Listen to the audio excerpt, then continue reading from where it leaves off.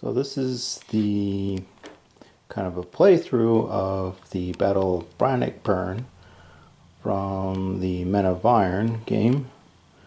And as you can see the setup here, we have the blue is the Scottish player along this line here, and the red are all the English. So the kind of the strategy here is a bit different because of the special rules, because the English player here, all their pikemen are in disorganization, and unlike the normal rules, the when the formation is activated and does nothing, you can basically recover most of the units. But this has a special rule: you need an officer within range to recover those units. And we have one here, Belmont, and then we have Edward, and we have Clifford. And the leaders have to be on the foot ones. So these two fellows here are going to be doing the cavalry. Zoom out. Hereford and Gloucester. And so it's gonna, for the English player, it's going to be a little slow to get organized, get these pikemen up, because the Scottish are all in these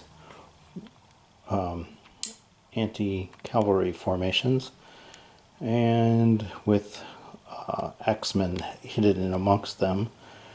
And you have the English has some archers to come in here to shoot those units that are in these formations. There's also some over here. Basically, that's what happens in the Battle of Falkirk in this system. It's more or less the Scottish player gets shot up and in those formations. Whereas the Scottish player, and in Falkirk playing historically, they're not allowed to change formation. Whereas in this one, the Scottish player is allowed to announce when they're activated to come out of the formation, move, and then the next activation they can just say, I'm back in this formation here. And they don't have to retreat, which is good because it allows them to negate the charge ability of these mounted troops. The mountains cannot charge, they have to shock attack the pikemen that are in these formations here.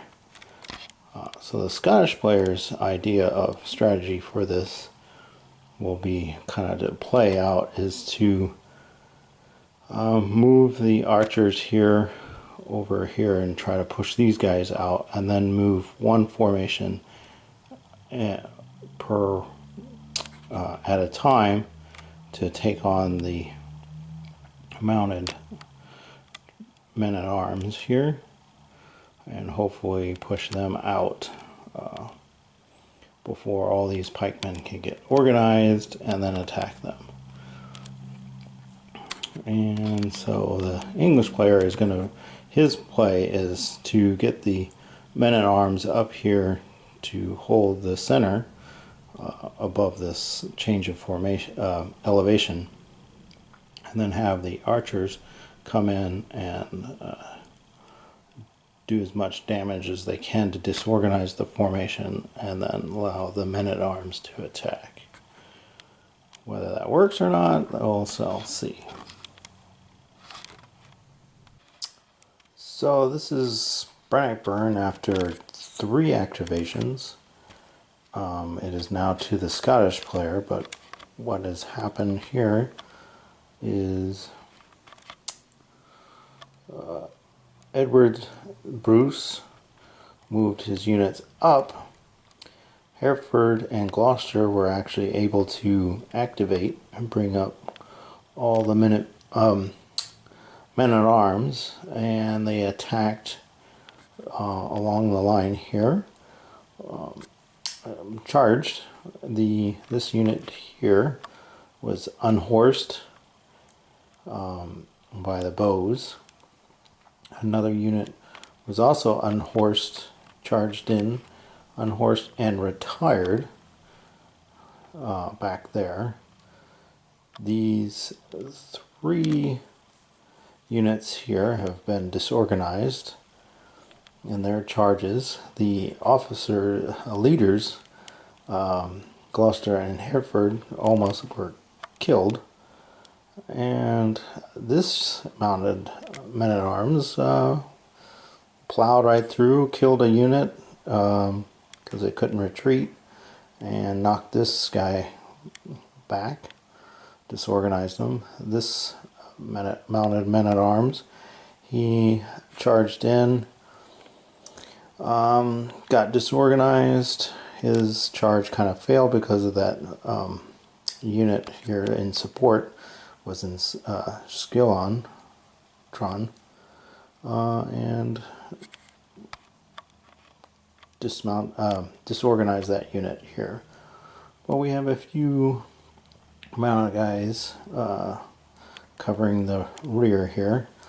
The Scottish player is going to activate Edward the Bruce again, because he's going to hit all these guys that are disorganized, take advantage of that, and hopefully the Bruce, with his 5 activation, will take it, and he'll slam in these guys here. Let's see if that works.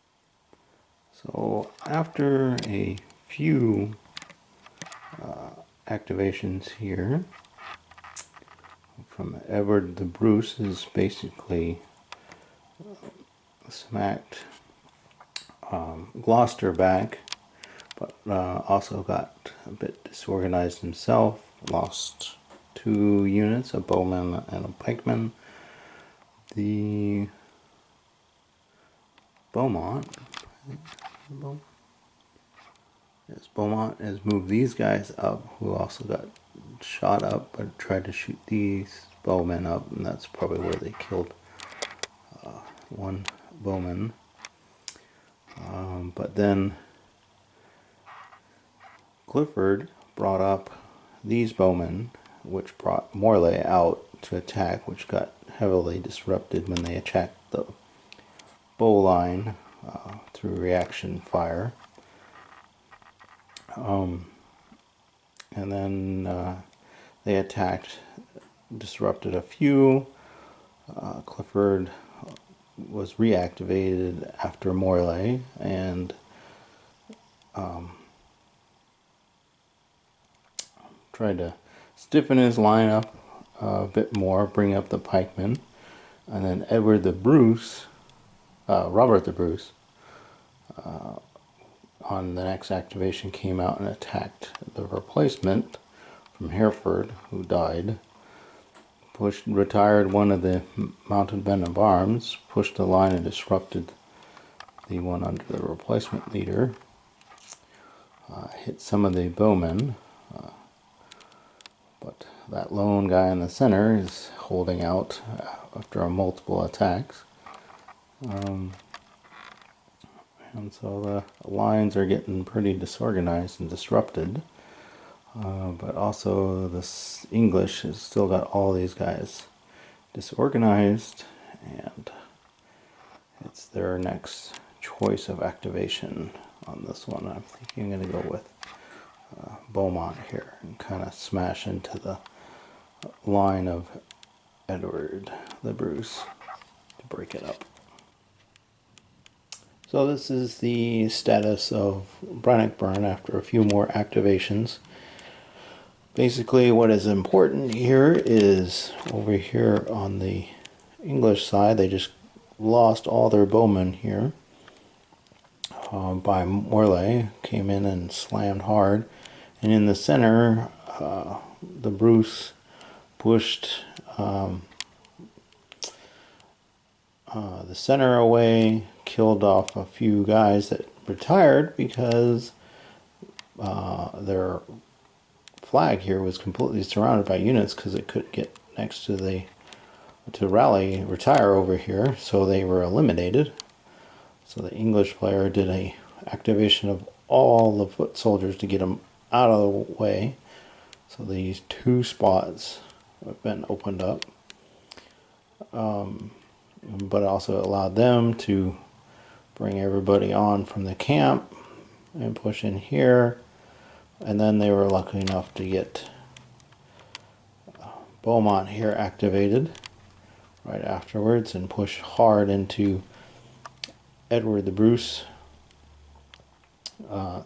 flank here. Smashed more units out, but brought in some more bowmen up here to kind of take over here. But the English side's not looking too good because they're at flight level 27 and the Scots are at 10.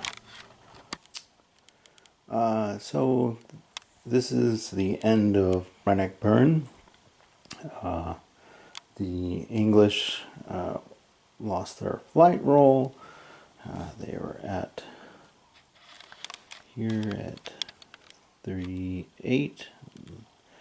They rolled a 7, so they're way over their flight level. The Scottish were at 24. The strategy of the Scots here sort of worked. The English player came up here on the left wing of the Scottish line and disrupted a little bit as they moved out, but they recovered and decimated them. Well, with help with Robert the Bruce, that came in through the center and pushed out all the mounted units there, and that really hurt the English. But over here on their right, they got stomped by all these foot guys from the camp that started pushing in hard, killing units, retiring units. That wasn't enough for the English to recover because they were kind of putting Robert the Bruce out on his flank. So he'd have to shift over to deflect those guys, but also the king who was here, he could come on their flank again, but Morley would have to come down the center of the map here and try to take out all these guys here if it continued. But it didn't, and it's a win for the Scottish side.